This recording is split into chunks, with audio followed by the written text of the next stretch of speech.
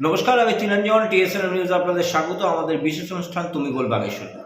এতে আমরা কিছু বলি না, বলে জনগণ, প্রশাসন এবং আমাদের মাধ্যমে বার্তা পৌঁছায়। দেখুন, সরকার পরিবর্তন হয়েছে, আইন কানুনের পরিবর্তন হয়েছে, মুখ্যমন্ত্রী মাননীয় শুভেন্দু অধিকারী এবং দুর্নীতিতে জিরো টলারেন্স। অভিযোগ পাওয়া মাত্রই পরিবহন দপ্তর আসানসোল রামপুর চেকপোস্টের 2 ইন্সপেক্টরকে সাসপেন্ড করা হয়েছে। অবশ্যই যারা অভিযোগ করেছিলেন তারা বুঝতে পেরেছেন যে অভিযোগের সত্যতা থাকলে কিন্তু কাজ হয়।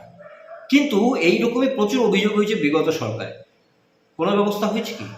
ঠিক কী ধরনের অত্যাচার হয় বা হতো এই রামপুর চেকপোস্টে চালকদের উপরে, আমরা বেশ কয়েকটা ভিডিও ক্লিপিংস দেখাবো এবং একের পর এক দেখতে থাকুন ঠিক কী ধরনের অত্যাচার হতো এবং অভিযোগও হয়েছিল, কিন্তু তার কোনো রেজাল্ট হয়নি।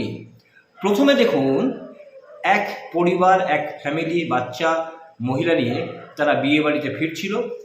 তারা নিরসা থেকে যাচ্ছিল গড়বেতা। মাঝ রাস্তায় গাড়ি আটকায় এবং সেই গাড়ি আটকানোর পরে সেই গাড়িকে সেখানে ফাইন টাইম করে, জরিমানা বলে, এবং সেই গাড়ির যারা যাত্রী ছিল তাদের বক্তব্য ছিল যে অনলাইনে নিয়ে নিতে এবং যা ফাইন হচ্ছে তারা দিতে রাজি আছে। কিন্তু না, ঠিক কীভাবে হ্যারাস করা হচ্ছিল এবং সেই ছবি তুলতে গেলে সাংবাদিকেরও ক্যামেরা কেড়ে নেওয়ার চেষ্টা হচ্ছিল। দেখুন সেই ছবি।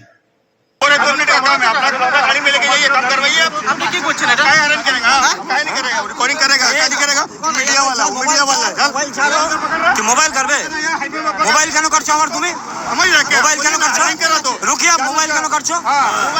মোবাইল কেন করলে আমার? তুমি ভেতরে মহিলা রয়েছে, বাসের ভেতরে বাচ্চা রয়েছে, কি ফাইন আছে অনলাইনে বলুন, তারা অনলাইনে করে দেবে না।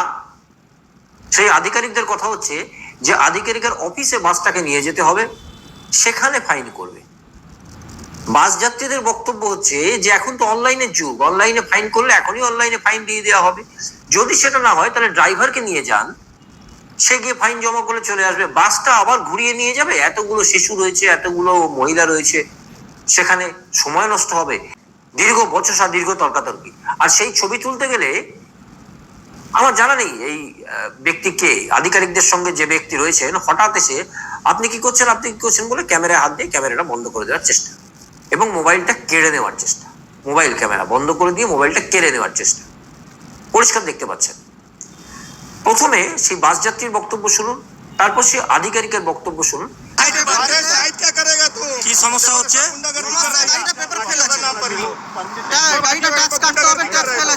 বলছি কি সমস্যা? একজন একজন করে বলবেন।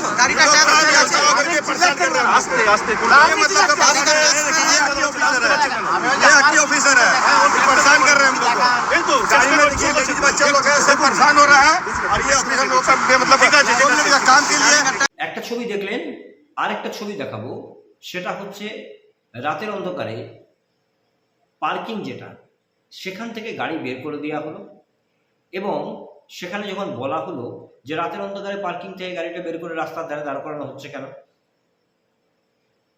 এবং সে যখন ছবি তুলতে গেল তখন তার ক্যামেরা কেড়ে নেওয়া হলো, ক্যামেরা মানে মোবাইল কেড়ে নেওয়া হলো এবং তাকে মারধরও করা হলো, সে ইনজোর্ডও হলো, এমনটাই তাদের বক্তব্য। এবং সেই কারণ কী জন্য ঘটনা ঘটেছিল সেটাও শোনাবো এবং বক্তব্যও শোনাবো। শুনুন। তার आपके साथ क्या घटना घटी थी रात में? कल साहब आए थे, हम सो रहे थे गाड़ी में अंदर, उसने खिड़की बजा लो, गाड़ी बाहर निकल। मैंने क्यों? वो बोला अंदर मलबा डलेगा, गाड़ी को बाहर करो। लेकिन हम अपने उससे पूछते साहब जो हमारा देखभाल करता है गाड़ी का, मैंने फ़ोन किया, फ़ोन करने में तब ज़बरदस्ती किया था, फिर वीडियो बना ली, फ़ोन छीना और इधर मेरा हाथ जोड़े थे इधर उसने। और एक साहब था, उसके साथ 5-6 लोग थे, पता नहीं को, हम तो नहीं जानते, लोकल थे, उस स्टाफ के आदमी थे, हम तो नहीं जानते।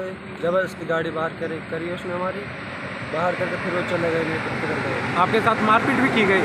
मारपीट की थी, एक साहब ने ये हाथ जोड़े, मोबाइल छिनाया इसने, ज़बरदस्ती मोबाइल छिनाया। आपको कहीं चोट वोट भी आई है? चोट वैसे हाथ में आई, थोड़ा दर्द हो रहा है इससे। अच्छा, क्या घटना घटी आपके साथ? घटना ऐसा हुआ है कि गाड़ी, ये जो है हमारी गाड़ी है, हमारे होटल पे रहती है गाड़ी, यहाँ पर आई है, गाड़ी में माल 2 टन था, गाड़ी में माल 2 टन था, यहाँ पे आरटीओ ने पकड़ लिया है। अब गाड़ी को पकड़ करके गाड़ी को पार्किंग के अंदर में ले जाके बंद कर दिया है। गाड़ी में बंद करके आरटीओ का कहना है कि गाड़ी में हमारा 3 टन माल है। जब हमने बोला कि सर आप गाड़ी में कांटा करवा लो, कांटा में अगर मान ले 5 टन माल आएगा, 5 टन का चालान करो। वो बोला नहीं, मैं 3 टन माल है, 3 टन का चालान करूँगा। मैं बोला ठीक है सर, आप 3 टन का चालान कर दो, ऑनलाइन चालान करो। तो पहले उसने ऑनलाइन चालान करने से इनकार कर दिया। बहुत प्रेशर देने पे फिर वकील को लेकर के मैं यहाँ वकील से भी अभद्रता से बात किया। उसने अभद्रता से बात करने के बाद उसने किसने?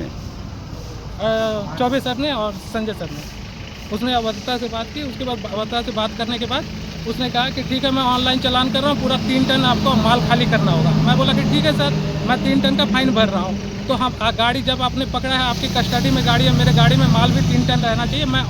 मैं मीडिया को बुला करके ऑनलाइन मीडिया के सामने में मैं कांटा करवाऊँगा। तो वो इस बात से इनकार कर दिए। अभी वो ना फाइन भरने दे रहे हैं, ना कांटा करवा रहे हैं। मैं बोला कांटा जब करवाऊंगा तो मेरा गाड़ी में जितना का आपने चालान किया, मेरा उतना माल होना चाहिए गाड़ी में। गाड़ी आपका किसने पकड़ा है और गाड़ी में क्या लोड है? गाड़ी में मार्बल लोड है। किसने पकड़ा? संजय बाबू ने, ये 24 ने।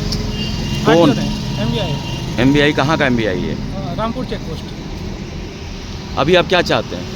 अभी हम चाहते हैं कि मीडिया के सामने में हमारे गाड़ी में कांटा होना चाहिए और जितना का चालान हुआ है उतना माल मेरे गाड़ी में होना चाहिए। तो आपका गाड़ी से माल क्या गायब हो गया है? जी बिल्कुल। तो ये माल किसने गायब किया है? ये सर अब आरटीओ बताएंगे कहाँ गया है मेरा माल। आरटीओ की कस्टडी में है मेरा गाड़ी।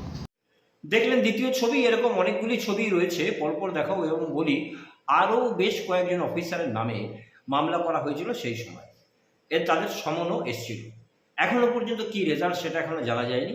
এবং 2025-এর ঘটনা, সেই 4 জন অথবা 3 জন অফিসারের বিরুদ্ধে সেই গাড়ির চালক সে কমপ্লেন করেছিল, উকিল এসেছিল, লয়ার তিনিও কমপ্লেন করেছিলেন এবং সমনও ইস্যু হয়েছিল।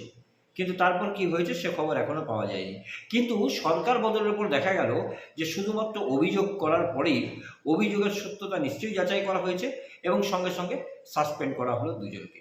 আমরা এই খবর এই জন্য বলছি যে এই যে MBI রামপুর চেকপোস্ট, এখানে ভুরি ভুরি অভিযোগ ওঠে। কি অভিযোগ ওঠে? অদ্ভুত বিষয় একটা, যে বিভিন্ন সময়ই এখানে কিন্তু অনলাইনে টাকা নেওয়া হয় না, অনলাইনে জরিমানা নেওয়া হয় না, অফলাইন নগদে নেওয়া হয়। রসিদ অবশ্য দেওয়া হয় কিন্তু নগদে নেওয়া হয়। কেন অনলাইনে নেওয়া হয় না, এটা একটা প্রশ্ন। রাস্তার মাঝে গাড়ি ধরে যদি সত্যিই ভুল থাকে, অনলাইনে যুগে সেখানেই ফাইন করে দেওয়া যায়, জরিমানা করে দেওয়া যায়। কিন্তু গাড়িটিকে আবার রাস্তা থেকে এক দিক থেকে ঘুরিয়ে আবার আরেক দিকে পার্কিংয়ে নিয়ে গিয়ে রাখা হয় এবং সেখানে ঘন্টার পর ঘন্টা, দিনের পর দিন পার হয়ে যায়। আর এক শুরু হয়েছে ডান্ডা ট্যাক্স। এই ডান্ডা ট্যাক্স দীর্ঘদিন ধরে চলে আসছে। সেই ডান্ডা ট্যাক্সের অভিযোগ তো রয়েছে, একের পর এক চালকদের অভিযোগ। এখন নতুন সরকার আসার পরে যে ব্যবস্থা নেওয়া হলো, এরপরে কি অভিযোগের সংখ্যা বাড়বে নাকি না অভিযোগের সংখ্যা কমবে, সেটা বলবে ভবিষ্যৎ। দেখতে থাকুন TSNM নিউজ। আমাদের বিশেষ অনুষ্ঠান তুমি বলবে আমি শুনবো, তো আমরা কিছু বলি না বলে সাধারণ মানুষ, জনগণ, প্রশাসন, চালকরা বলছে। শুনুন, অফিসাররা যে বুদ্ধিটা বোঝায় যে মোবাইল ফোনটা এই জন্য নিয়ে নেওয়া হয়, সেখানে তাদের লাইসেন্সের কপি টপি থাকে সেটা দেখার জন্যে। সেটা তো ড্রাইভারকে বললেই হয় যে আপনার লাইসেন্সের কপিটা দেখান, অথবা আপনি ট্যাক্স দিয়েছেন কিনা সেই কপিটা দেখান। মোবাইলটা কেড়ে নেওয়ার কী আছে? যদিও এটা ড্রাইভারদের অভিযোগ এবং অফিসাররা বলেন আমরা তো বক্তব্য দিতে পারি না, কিন্তু অফিসারদের সঙ্গে থাকা লোক তাদের সামনে মোবাইলটা কিন্তু কেড়ে নিতে পারে সাংবাদিকেরও, সেখানে কোনো অসুবিধা হয় না। যাই হোক, সরকার বদল হয়েছে, একেবারে ড্রাস্টিক অ্যাকশন নেওয়া হয়েছে। মাননীয় মুখ্যমন্ত্রী শুভেন্দু অধিকারী, তার নির্দেশে 2 জন ইন্সপেক্টরকে সাসপেন্ড করা হয়েছে। এখন দেখার ভবিষ্যৎ কী হয়। আজ এ পর্যন্তই, আবার দেখুন আগামীকাল।